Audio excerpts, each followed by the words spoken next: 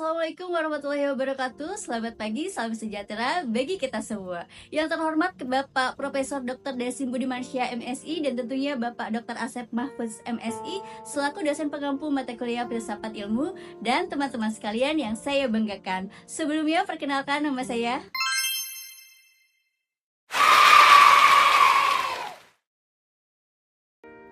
Pada kesempatan kali ini, saya ingin membahas satu topik penting yaitu mengenai tauhidullah di tengah krisis etika, menjawab tantangan gaya hidup New Ethics. Kita hidup pada sebuah fase sejarah yang ditandai oleh kemajuan teknologi, globalisasi, dan percepatan arus informasi yang belum pernah terjadi sebelumnya. Kehidupan manusia menjadi semakin cepat, efisien, dan praktis. Namun, di balik kemajuan tersebut, muncul persoalan mendasar yang seringkali luput dari perhatian, yaitu melemahnya orientasi etika dan moral dalam kehidupan sehari-hari.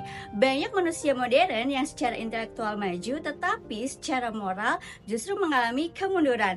Dalam konteks ini, keputusan hidup sering diambil berdasarkan pertimbangan manfaat jangka pendek, kepentingan pribadi, atau tekanan sosial, bukan berdasarkan nilai kebenaran dan keadilan. Kebebasan sering dipahami sebagai kebebasan tanpa batas, tanpa disertai tanggung jawab moral, dan kondisi inilah yang menjadi pintu masuk bagi munculnya krisis etika yang tidak hanya berdampak pada individu, tetapi juga pada tatanan sosial secara keseluruhan. Krisis etika yang kita hadapi saat ini tampak nyata dalam berbagai aspek kehidupan sosial.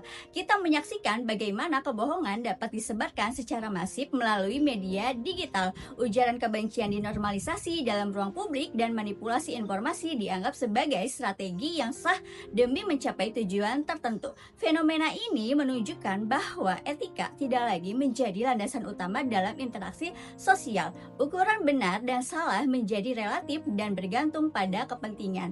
Ketika etika dipisahkan dari kehidupan, masyarakat kehilangan kompas moral yang seharusnya membimbing arah bersama. Akibatnya, kepercayaan sosial melemah, konflik mudah muncul, dan kehidupan bermasyarakat menjadi rapuh karena tidak lagi ditopang oleh nilai-nilai bersama yang disepakati. Apa itu ilmu tauhidullah? Ilmu tauhidullah merupakan ilmu yang menempatkan keesaan Tuhan sebagai pusat orientasi kehidupan manusia. Tauhid bukan hanya sekedar pernyataan iman atau doktrin teologis, tetapi sebuah paradigma hidup yang mengintegrasikan keyakinan, akal, dan tindakan. Dengan tauhidullah, manusia memahami bahwa hidup tidak berjalan secara bebas tanpa arah, melainkan berada dalam tatanan nilai yang memiliki makna dan tujuan.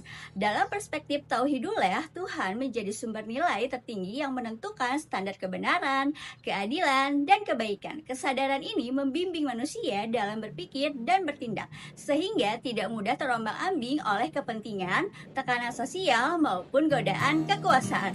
Tauhidullah dengan demikian berfungsi sebagai fondasi etika yang kokoh di tengah kompleksitas kehidupan modern.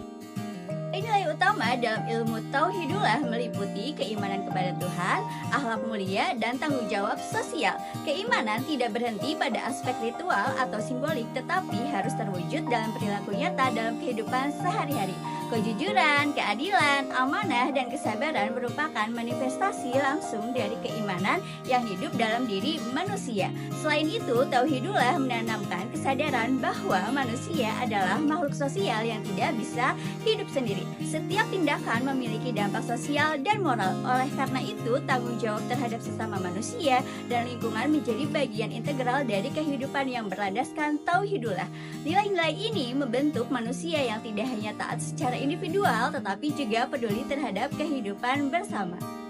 Makna gaya hidup New Ethics. Gaya hidup New Ethics dapat dipahami sebagai pola kehidupan yang memisahkan manusia dari nilai etika dan moral. Dalam gaya hidup ini, tindakan manusia tidak lagi dinilai berdasarkan kategori baik dan buruk, melainkan berdasarkan efektif atau tidak, menguntungkan atau merugikan. Etika dianggap sebagai sesuatu yang relatif dan tidak mengikat.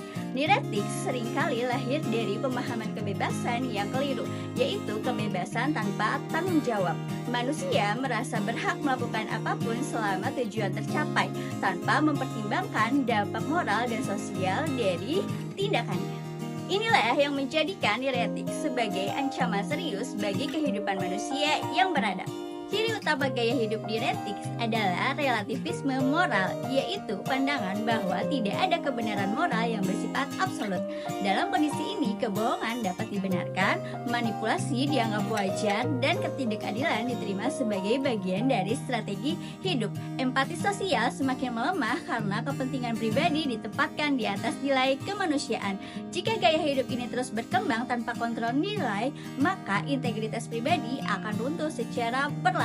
Pada saat yang sama, kepercayaan sosial juga akan terkikis karena masyarakat tidak lagi memiliki dasar etika bersama yang dapat dijadikan pegangan. Bagi individu, gaya hidup diuretik seringkali melahirkan krisis identitas dan kehampaan makna hidup. Ketika nilai moral tidak lagi menjadi pegangan, manusia kehilangan arah dalam menentukan tujuan hidupnya. Keberhasilan diukur semata-mata dari aspek material, sementara dimensi spiritual dan moral diabaikan. Akibatnya, banyak individu yang secara lahiriah tampak sukses, tetapi secara batin mengalami kegelisahan, kecemasan, dan rasa hampa. Hal ini menunjukkan bahwa kehidupan tanpa etika tidak mampu memberikan kebahagiaan yang utuh dan berkelanjutan. Pada tingkat masyarakat, neurotics berdampak pada melemahnya norma sosial dan meningkatnya konflik. Ketika etika tidak lagi dijunjung tinggi, hukum dan aturan formal kehilangan legitimasi moralnya. Masyarakat menjadi mudah terpecah karena tidak ada nilai bersama yang dapat menyatukan perbedaan.